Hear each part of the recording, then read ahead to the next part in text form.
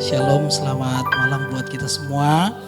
Kita bersyukur bisa memuji Tuhan, menyembah Tuhan, menikmati hadirat Tuhan. Amin, saudara. Saya sangat diberkati dengan pujian ini dan saya percaya juga saudara semua di sini mengalami berkat Tuhan. Engkau yang berdoa secara online, yuk jadikan ini sebuah kesempatan untuk kembali meyakini Tuhan, kalau Engkau yang menuntun saya, maka hidupku tahun ini akan semakin baik. Kalau Engkau yang terus beserta dengan hidup saya, pribadi saya, keluarga saya, komunitas saya, Engkau yang bersama-sama dengan teman-teman saya, dengan orang-orang yang kita sementara muridkan, kita percaya mereka akan semakin menjadi lebih baik. Amin. Yang percaya katakan amin. Puji Tuhan, saudara. Hari ini saya memberikan sebuah judul khotbah saya tentang carilah dengan cermat sampai engkau menemukannya. Bisa sampai langsung ke slide saya, saudara. Hari Selasa kemarin saya sempat sampaikan bahwa di mana-mana saudara, kalau saudara di jalan, di pasar, kemarin saya sempat ke Lampung saudara, berisik. Pagi-pagi pun saya datang sampai di gereja tadi pagi, sempat istirahat. Ada juga ya gitu ya, anak-anak sekolah ke sekolah malah bawa mainan ini. Begitu mudah sekali mainan ini didapatkan. Namanya lato-lato gitu ya. Dan kalau sudah lihat gambar, presiden aja orang nomor 1 di Indonesia itu diajarin sama anak SD main lato-lato. Gitu. Kok tiba-tiba mainan ini itu viral? Apakah mainan ini itu adalah mainan yang tiba-tiba muncul gitu ya di era modern dan dulu belum pernah ada? Ternyata lato-lato ini sudah pernah tren di Indonesia pada tahun 70-an. Saya belum lahir gitu ya. Sampai tahun 80 saya baru lahir dan belum bisa ngapa-ngapain juga gitu ya. Pernah tren, pernah booming, terus hilang, tiba-tiba di tahun 2023 jadi viral lagi. Ya, kita baru baca kitab pengkhotbah, apa yang ada sudah pernah ada, termasuk lato-lato. Sudah pernah ada. Tapi saya dan saudara itu bukan pernah ada. Kita cuma dikasih kehidupan satu kali. Jangan bilang nanti saya akan ada lagi gitu ya. Di kehidupan masa yang akan datang kita akan ada lagi. Tapi untuk fisik hari ini kita cuma sekali. Yuk pergunakanlah hidup kita dengan baik. Jadi ya barangkali saya kemarin bilang begini. Bahkan ada orang bikin pesta. Kalau di tempat saya di Tombatu tuh saudara di mana itu? Di Manado lah. Saya di kota kecamatan. Kalau orang menikah itu disambut dengan musik bambu gitu ya. Tapi belakangan ini ada orang yang menikah nggak pakai bambu, musik bambu, sambutnya pakai lato-lato. Barangkali ada di sini yang mau dalam waktu dekat mau menikah, ya bolehlah kita bikin penyambutan lato-lato di depan parkiran gereja gitu ya. Kita tinggal hubungi sekolah Immanuel yang pinter main lato-lato, kita bikin penyambutan khusus. Nah, selanjutnya saudara, tema khotbah sekali lagi saya berkata tadi bahwa cari dengan cermat sampai engkau menemukannya. Lukas pasal yang ke-15 ayat yang ke-8 sampai ayat yang ke-10. Kalau kita mencari berarti ada sesuatu yang hilang. Tapi bukan cuma sekedar cari. Saya mau baca bersama-sama tentang dirham yang hilang. Perumpamaan tentang dirham yang hilang. Atau perempuan manakah yang mempunyai 10 dirham, jika ia kehilangan 1 di antaranya, tidak menyalakan pelita dan menyapu rumah serta mencarinya dengan cermat sampai ia menemukannya. Dan kalau ia telah menemukannya, ia memanggil sahabat-sahabatnya dan tetangga-tetangganya serta berkata, bersukacitalah bersama-sama dengan aku, sebab dirhamku yang hilang telah kutemukan. Aku berkata kepadamu, demikian juga akan ada sukacita pada malaikat-malaikat Allah karena satu orang yang bertobat. Saudara, kalau kita baca dari pasal yang ke-15 Injil Lukas tersebut, ada alasan tertentu kenapa tiba-tiba Yesus menyampaikan perumpamaan. Namanya juga perumpamaan gitu ya, umpama. Nah gitu. Nah alasannya selanjutnya sebetulnya ini alasannya saudara. Alasan Yesus mengadakan perumpamaan ini. Ayat yang pertama, para pemungut cukai dan orang-orang berdosa biasanya datang kepada Yesus untuk mendengarkan dia. Jadi kita lihat pada waktu Yesus hadir di dunia ini sebagai manusia seutuhnya. Ayat 15 bilang begini, para pemungut cukai dan orang-orang berdosa. Para pemungut cukai dan orang-orang berdosa senang ngumpul sama Tuhan. Di mana ada Tuhan mereka senang datang ke sana. Mengarahkan telinga mereka, perhatian mereka kepada Yesus. Mau ngapain saudara? Saya percaya bukan mereka cuman sekedar senang-senang lah ada Yesus. Saya percaya saudara ada sesuatu yang mereka bisa terima dari Yesus. Ada hal yang menarik yang Yesus tampilkan. Sehingga ini orang-orang ini, para pemungut cukai dan orang-orang berdosa. Ini tuh senang. Kata firman Tuhan, pemungut cukai dan orang-orang berdosa biasanya datang pada Yesus untuk mendengarkan dia. Tapi ahli Taurat dan orang-orang Farisi malah berbeda. Mereka benar lihat, tapi mereka sebetulnya gak suka. Ngapain sih Yesus yang mulia itu senang ngumpul sama orang berdosa, senang ngumpul sama para pemungut cukai. Para pemungut cukai ini kan orang-orang yang dipekerjakan oleh pemerintahan Romawi untuk menarik pajak. Sehingga mereka ini digolongkan orang-orang yang dibenci. Orang-orang yang tidak dianggap layak menghadap Tuhan. Ada dalam persekutuan. Tapi Yesus malah berbeda. Orang-orang Farisi dan ahli Taurat berpikir, wah kami yang disenangi itu pakaian kami bagus-bagus. Kami pintar Alkitab, kami tahu tentang Taurat Tuhan.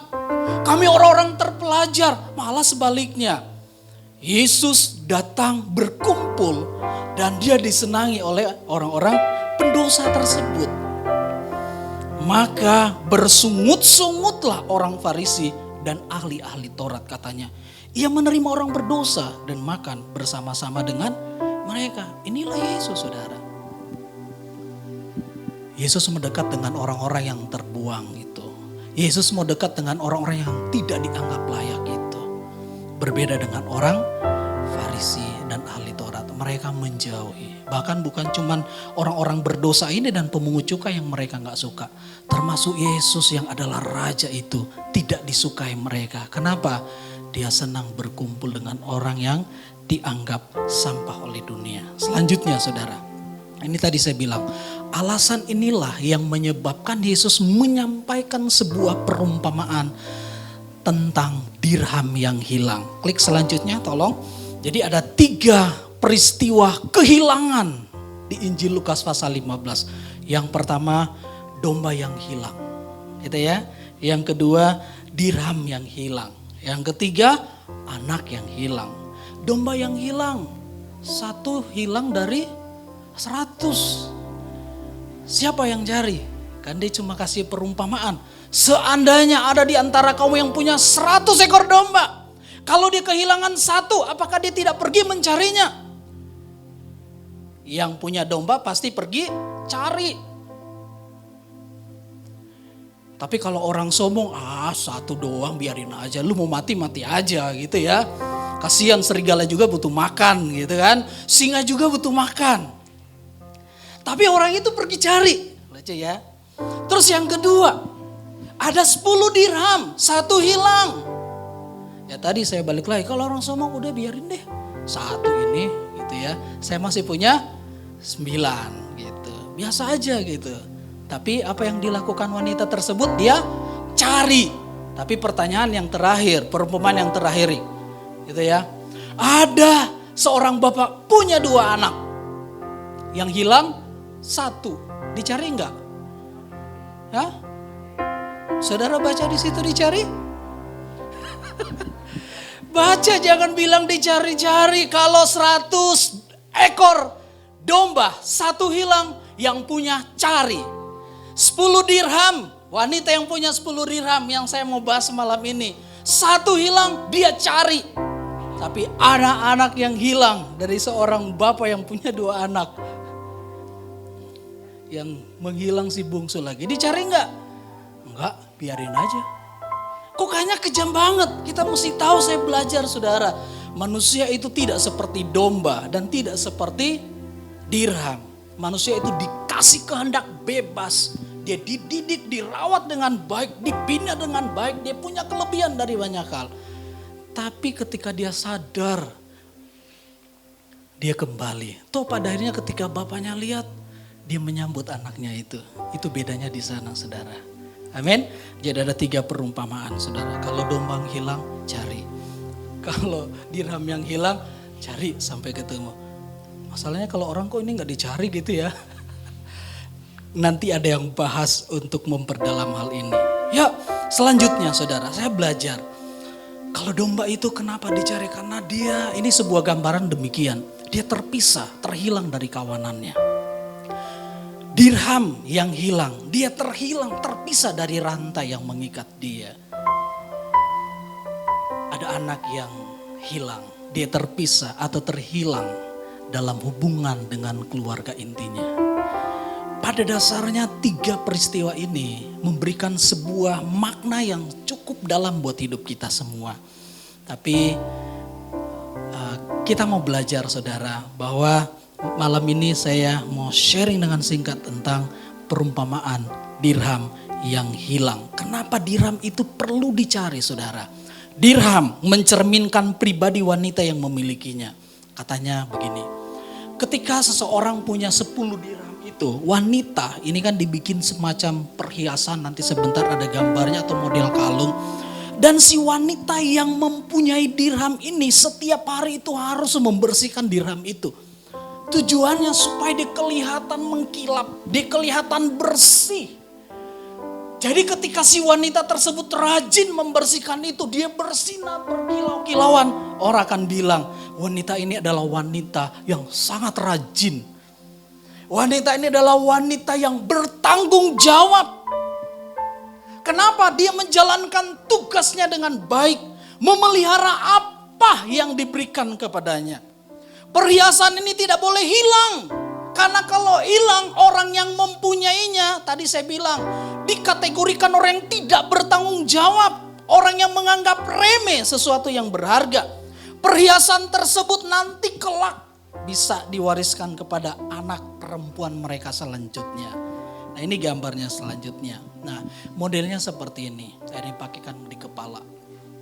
Tapi ketika seseorang kehilangan satu, maka terjadilah sebuah gelisah yang sangat tinggi, yang sangat dalam. Itulah yang menyebabkan si wanita tersebut berusaha mencari dirhamnya yang hilang.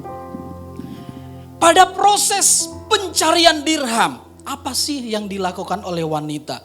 Yang pertama, dia menyalakan pelita. Yang kedua, dia menggunakan sapu. Dan yang terakhir, dia mencarinya dengan cermat. Mencari dengan cermat, dengan kata lain epimelos, memburu dengan sangat hati-hati, penuh perhatian, karena kondisi rumah yang gelap dan banyak debu. Konon katanya pada zaman itu orang di sana punya rumah, kalau dia sangat sederhana, kadang-kadang dia nggak punya jendela. Kalaupun punya jendela sangat kecil sekali, sehingga pada siang hari pun kelihatan gelap. Itulah yang menyebabkan ketika ada 1 dirham yang jatuh, si wanita tersebut harus menyalakan pelita. Mungkin kalau lantainya seperti lantai rumah kita keramik, gampang nyarinya. Lampunya banyak, tapi karena lampunya, ruangannya sangat gelap, dia butuh lampu, menyalakan pelita. Karena kondisi lantainya bukan dari keramik atau granit, dari tanah yang banyak debunya, bisa saja dirham tersebut nyelip dan masuk di antara debu-debu tersebut, di antara rongga-rongga tanah tersebut. Itulah yang menyebabkan wanita yang kehilangan dirham berusaha mencarinya dengan cermat, kata firman Tuhan. Dia menyalakan pelita, dia menggunakan sapu, dan dia mencarinya dengan cermat. Dan selanjutnya kata firman Tuhan, dan kalau ia telah menemukannya, ia memanggil sahabat-sahabatnya dan tetangga-tetangganya serta berkata, mari bersukacitalah bersama dengan aku, sebab dirhamku yang hilang itu telah aku temukan. Aku berkata kepadamu, demikian juga akan ada sukacita pada malaikat Allah karena satu orang berdosa yang bertobat.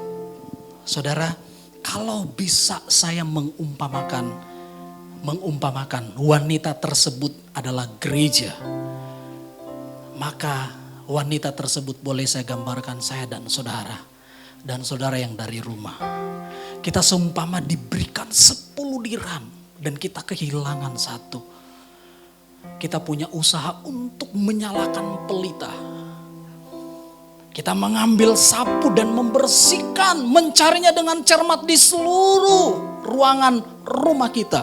Dan ketika itu ketemu, maka kita bersukacita. Bukan sukacita sendiri. Kita panggil sahabat-sahabat kita panggil tetangga-tetangga kita. Mari bersukacita, karena dirhamku yang hilang telah aku temukan. Ketika kita percaya sama Tuhan, Tuhan mengaruniakan karunia-karunia buat hidup kita. Barangkali itu sudah hilang. Nyalakan pelitamu dan temukan itu kembali. Saudara pernah punya rumah kalau langsung kena sinar matahari itu. Kalau saudara belum buka jendela, itu kelihatan tidak ada apa-apa. Tapi ketika saudara buka jendela, buka hordengnya, dan sinar matahari masuk, saudara akan lihat banyak debu yang berterbangan. Dan debu yang kecil-kecil itu hanya bisa dilihat ketika ada sinar masuk. Ada hal yang kurang dalam hidup kita, entah itu dosa-dosa yang mengikat. Kadang-kadang kasat mata gak kelihatan. Tapi ketika kita pakai firman, gitu ya. Nah, tadi saya bilang, izinkan saya coba mengaplikasikannya. Kalau saya ibaratkan wanita itu adalah gereja saya dan saudara. Penyapu itu adalah firman yang membersihkan. Maka pelita itu adalah Roh Kudus yang menuntun kita sampai menemukan yang terhilang itu. Amin. Kita ada pembacaan Abah itu yang terus akan mengingatkan kita dari hari ke hari, dari waktu ke waktu. Dan ada Roh Kudus yang memimpin kita sampai kita menemukan hal itu. Amin. Atau yang kedua, saudara, saya boleh bilang demikian. Bisa klik selanjutnya. Kalau koin adalah gambaran, koin yang hilang adalah gambaran orang yang terhilang di sekitar kita atau komunitas kita. Orang yang terhilang dalam kegelapan dan tertutup dengan debu. Kita perlu sapu, kita perlu pelita, kita perlu firman, kita perlu Roh Kudus. Cari dan bawa kembali mereka yang hilang. Gabungkan kembali mereka dalam kumpulan agar terlihat sempurna. Amin. Dirham yang hilang itu ketika ditemukan, digabungkan kembali pada posisinya dan bisa dipakai kembali. Sehingga wanita tersebut kelihatan saat bertanggung jawab. Dia menjalankan tugasnya dengan baik. Kenapa? Dirham yang hilang itu telah ditemukan kembali. Dia bawa kembali dirham yang lepas dari ikatan itu. Sehingga menyatu. Ada teman-teman kita, ada anggota komit kita barangkali yang hilang. Dan belum kembali. Tugas tanggung jawab kita untuk membawa mereka, menggabungkan kembali. Agar mereka kembali menjadi lebih baik di tahun 2023 ini. Amin. Amin. Jangan asal cari saudara, cari dengan cermat. Amin. Nyalakan pelita, pakailah sapu. Agar yang hilang bisa ditemukan. Mari kita menyembah kepada Tuhan. Terima kasih Tuhan.